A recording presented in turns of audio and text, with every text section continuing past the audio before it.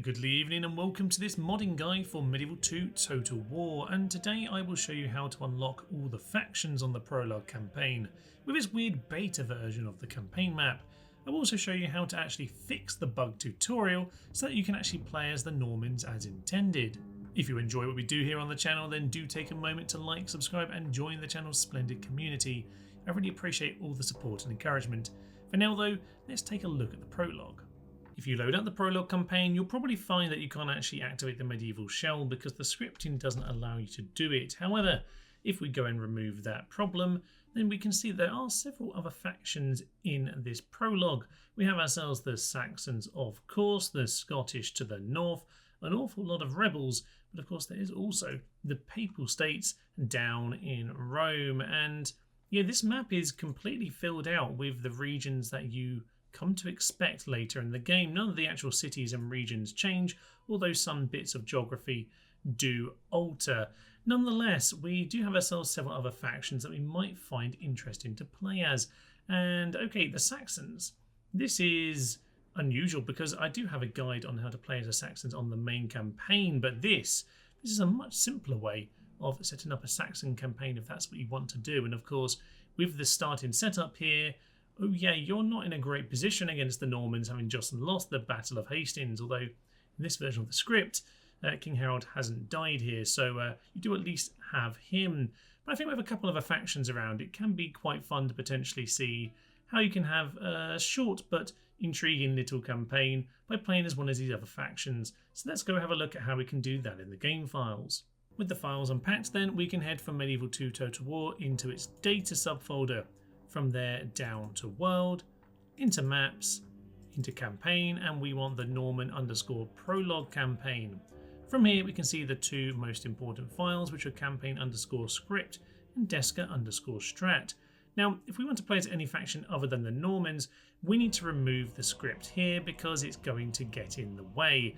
And in fact, even for the Normans, there are quite a few problems with the script, and we'll get to that a little bit later. I'll show you how you can fix those problems. But let's start off by making all the factions playable. So the first step to that is to delete that file. And I should say at the moment that you delete it, if we just undo that for a moment, do save this folder here if you're going to start meddling with the files, just to make sure that you can bring things back to normal if you make a mistake. So yes, I'm going to delete this here file, and then we're going to head into Desca _ strat. Once inside the file, you can see that the only playable faction are the Normans, but unlike the main campaign, there isn't actually a selection for which faction you wish to play as. You've simply got to put the one and only faction you get to choose up at the top here. So you'll have to rearrange this file depending on which faction you want to play as. Let's say we want to play as the Papal States, for example. We can cut that, we can paste it up here, and we'll just need to move the Normans down to this section, and whichever of these factions you want to play as, it's as simple as that. We can save it up and we can load the game. Back in the game then, and you can see here under the Norman Conquest there are no description of the factions. Now we just simply need to click on it and it will load the one faction that we've got set up to play as. So as it loads up, we will find ourselves playing as the Papal States. Defeat is imminent because the Normans only need 3 settlements to win, and they're very close to doing so. But here we are, we have ourselves Rome, we have ourselves good old Pope Alexander, that's excellent. And in fact, if we do go to the Pope screen, you can see that the other factions are indeed on here. Let's call ourselves a crusade over to Tunis, and it was rejected. There is actually a bit of file change you need to do to set that up for when you play as the Papal States. I'll have to get on that in a separate video. But here we are, if you want to play as the Papal States, then we can of course toggle the fog of war for this map and see that, okay, yeah, there are only rebel settlements here. So this is a little bit of a ridiculous campaign to play because there's just empty rebel settlements everywhere. I do have a different video where I look at the campaign map here, which is basically a beta map for the whole game. And okay, the Pope's here just to give you a bit of tutorial about the Pope, but the Pope will actually go and conquer these if you just leave him to do so. So I'm not sure it's going to be too competitive to play as the Pope here, but you know what, you might have a bit of fun doing it. Meanwhile, the rest of these guys over in Britannia will actually have a bit of a proper campaign. But yeah, if you unlock the map like this, then, well, the other factions will go and take all of this. So it could be an interesting time lapse to do at some point as well. But there we are. Okay, well, we know how we can play as different factions now. That is excellent. But what about the Normans? Because, all right, we can do the same thing for the Normans and simply not change the strat file. And we can play that campaign as I showed at the very start of the video. But, yeah, there are a few problems with the prologue. So let's just see what the problems are. Because say you actually do want to play it. Maybe there's someone you love. You want to introduce them to this magnificent game. And you want the prologue to actually help them. Well, yeah, we need to make a tiny fix in order to make that happen. To fix the problem, we're going to have to understand the problem, and here it is right at the beginning of the prologue. The UI hasn't even appeared yet, and everything is restricted. We need to meet Lord Rufus, and we are being told to immediately move into this spot here so we can jump on this boat. There is a clear problem with this, which is that King Harold apparently hasn't died at the Battle of Hastings, which means we've now entered his zone of control, and there is no way that we can get on the boat as the tutorial is trying to instruct us to. So as it ticks through its little sections here, we very quickly realise, yeah, we are going to essentially be broken at this point. Our job is to head back over to Khan in order to defend it, and, well, we can't get on the boat. So we've done nothing. We've moved this character one step here. Now there are two solutions to this, and I'll take you through both. Step one is to simply start Lord Rufus on this spot here, which means that he can move onto the boat and there's no zone of control issue. This leaves you with King Harold, which you might choose to do if you want to kill him yourself. And the second option, of course, is to simply remove King Harold. So let's go into the files, and we'll start by showing you how you can move Lord Rufus. Of course, if you do want a scripted tutorial, then you are going to need the campaign script file back in here. So make sure that is there and you've returned to the original version of the file before now moving back over to desk_strat, where we can move the original position of Rufus. Once inside the file, then we're going to use Control F and find Rufus. So using that to find him, we can see that he is over here. Excellent stuff. And you can see his coordinates are X107, Y142. Now we just need to move him one to the left, so that'll be the X-axis, and we're going to make him 106. We're going to save that up and see if that fixes our problem. This time, as we play the tutorial, you can see that Rufus has started one tile to the left, which means now he can escape King Harold's zone of control. Onto the boat he goes, and from here we can see that the army is now managing to escape. So we can obviously send our boat across the water here once the game is happy that I've done its tutorial business. And now we can go and land our troops over on the Normandy coast, reinforce Khan, and from there we can get on with the rest of the campaign. Now King Harold is still there in this version. It's not really a problem. Eventually they will let you loose and you can go and kill him. It is a bit restrictive for a little while because it is tutorial, it's walking you through step by step. But eventually you can go and kill him and it won't be a problem. However, let's now go through the alternative solution, which is just simply to remove King Harold entirely. Back inside the Norman Prologue folder, and this time we're just going to have a little look at the campaign script file. We're not going to change it, but I just want to point out what's going on, which is that King Harold is supposed to die at the very start, but for some reason it's not happening. So let's have a little look at that and then I'll show you how to fix it. With the campaign script opened up and us searching for Harold, we can see here that on turn 0 at the very start of the campaign, it's supposed to kill the character Harold Godwinson. For some reason this isn't activating. Now I don't know if I'm just missing something obvious, but I can't quite see here what's going wrong with this bit of file. But to be honest, it's easy not to even edit this. So let's go back into desk_strat. Back to where we edited Rufus before, we can see X106 here, our earlier edit.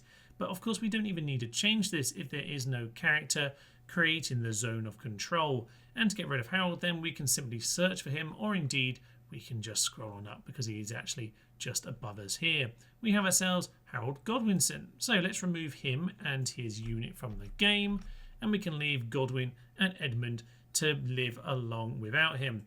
Let's just remove the character records as well. We don't need any of that either, so let's just leave those two guys in control, and we're just going to add him to be leader.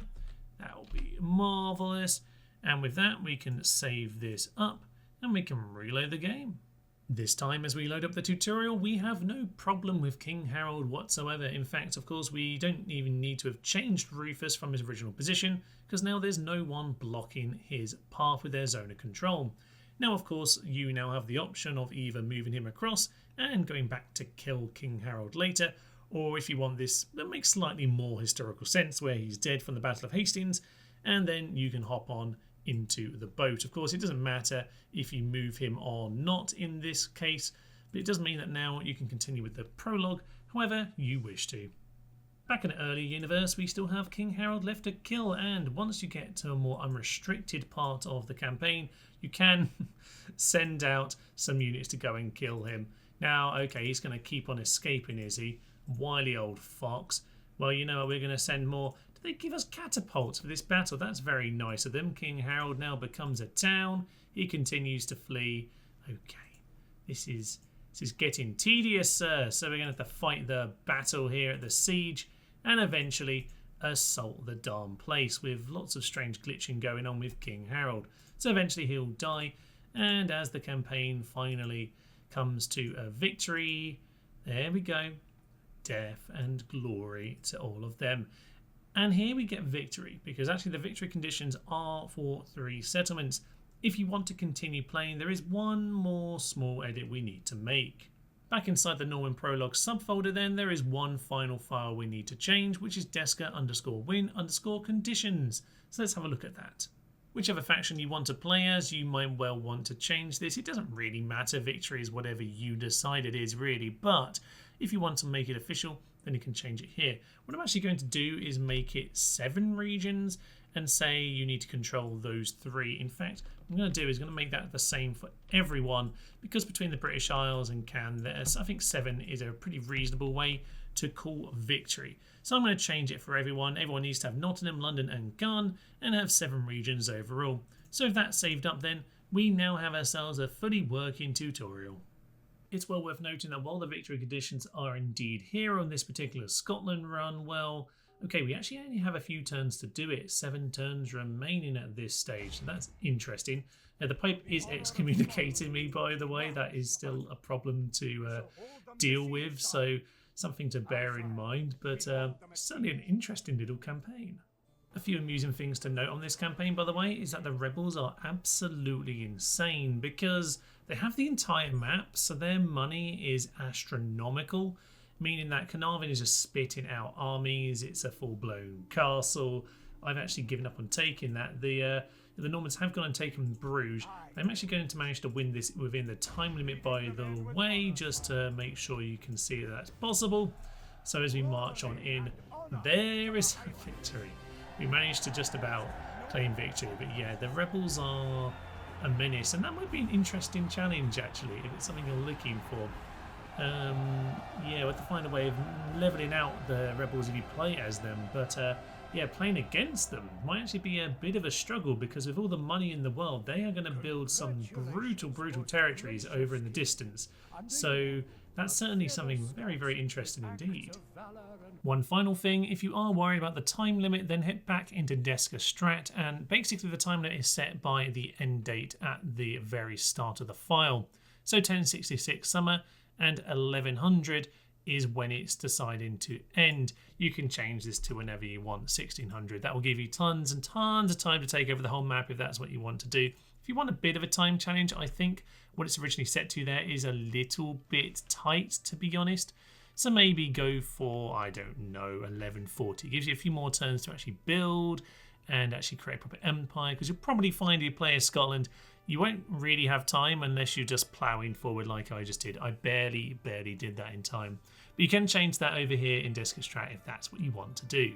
If you enjoy what we do here on the channel, then do please consider joining as a member here on YouTube or on Patreon, where we have a variety of perks to enjoy, and of course, it does really help support the channel. Do tell me in the comments which faction you're excited to play as in this focused mini campaign, but for now though, I, Tenacious Human, will leave you. Thanks for watching, friends, and bye bye. Swing yourself around and do what all good aristocracy do, and murder peasants. This is amazing, the rebel unit is actually taking part in the battle from the boat. These horses are potentially drowning themselves. Please don't drown one of them drowned themselves. Down to Down to none.